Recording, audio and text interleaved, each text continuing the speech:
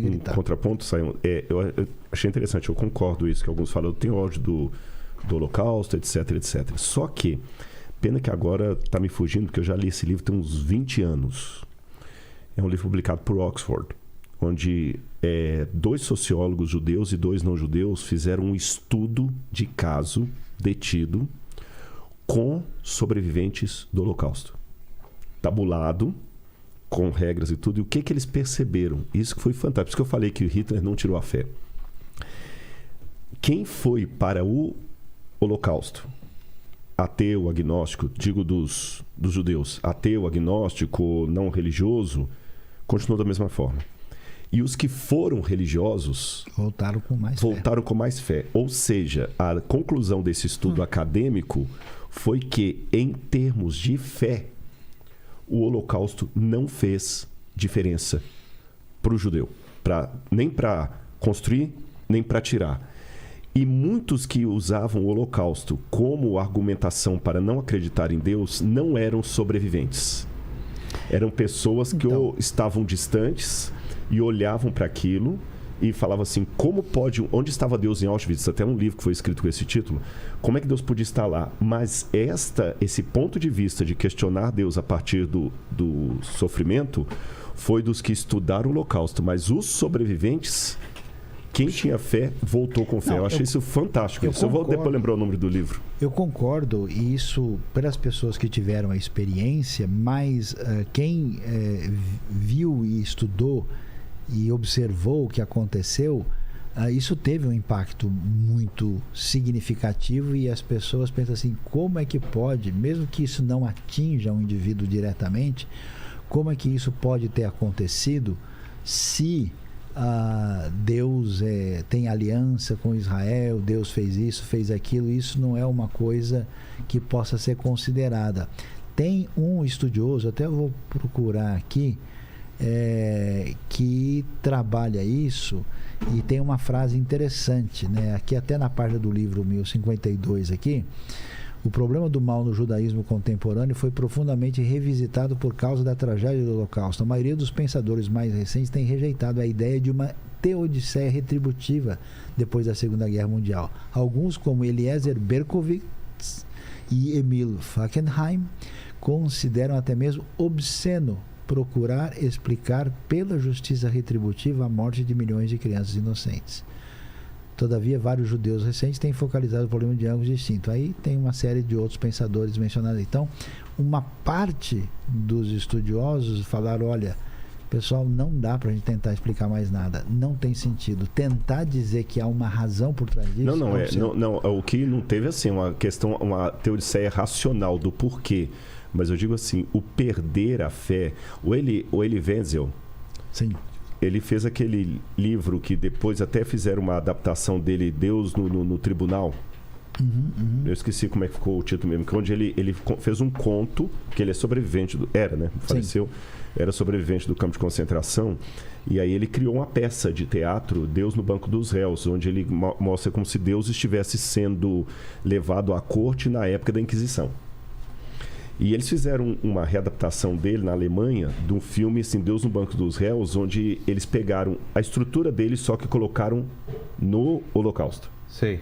Sabe? Então coloca assim, os judeus, sabendo que no dia seguinte eles iam ser levados para a câmara de gás.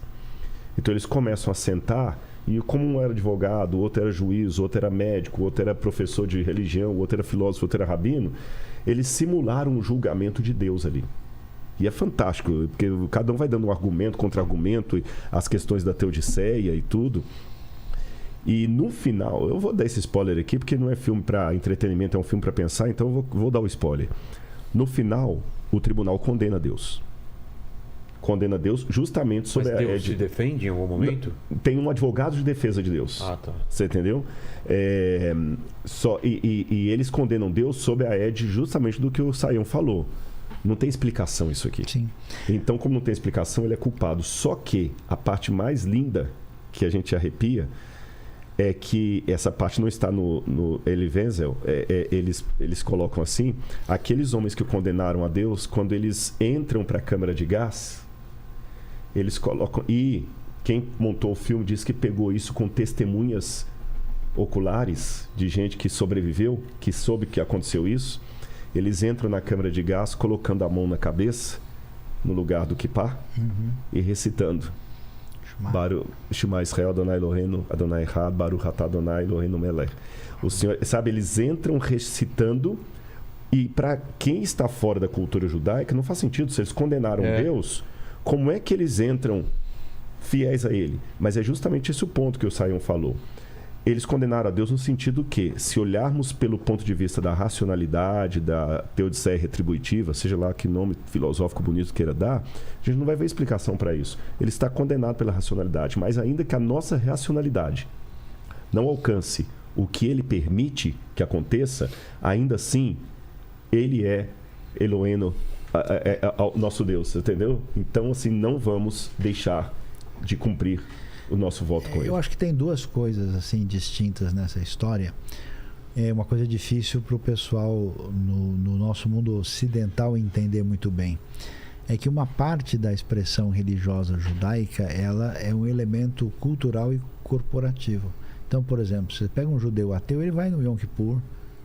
Então, realizou a Brit Milá, ele faz circuncisão, ele faz tudo.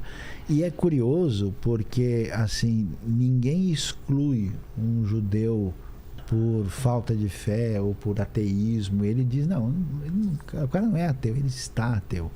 Ele está passando por um momento, por uma fase, é um outro tipo de raciocínio. E aí a pessoa está inserida nesse ambiente e ele se considera assim. Isso é diferente de ter uma espiritualidade intensa, genuína, que surge do coração. E nesse sentido, eu acho que os desdobramentos do Holocausto têm levado uma série de pessoas a dizer, tudo bem, eu faço, eu participo, eu sou, mas eu não quero entrar muito nesse assunto, né? E eu acho, então, muito interessante, muito curioso, e a gente vê, por exemplo, pessoas que de repente o sujeito tem uma parada, ele começa a despertar e ele de fato vai além desse envolvimento cultural e ritual, né? E que faz parte desse ambiente, então é um pouquinho distinto, mas uma boa ainda conversa. Que a figueira não dê seu fruto, ainda assim confiaremos nele, né? Aliás, se a gente lembrar que Jesus era judeu, qual que é o maior ato de fé que alguém pode ter? É justamente esse, não questionar a Deus. Ou melhor, você pode até questionar, mas não no sentido de perder a sua fé nele, não no sentido de... Porque Jesus termina o ministério dele na cruz, como judeu, questionando. Exato. Elahi, que é aramaico, né? Por que me desamparaste? Lama sabachthani, por que o Senhor me desamparou? Ele questionou. Como ele não teve resposta, o que ele disse? Nas tuas mãos, entregue o meu espírito.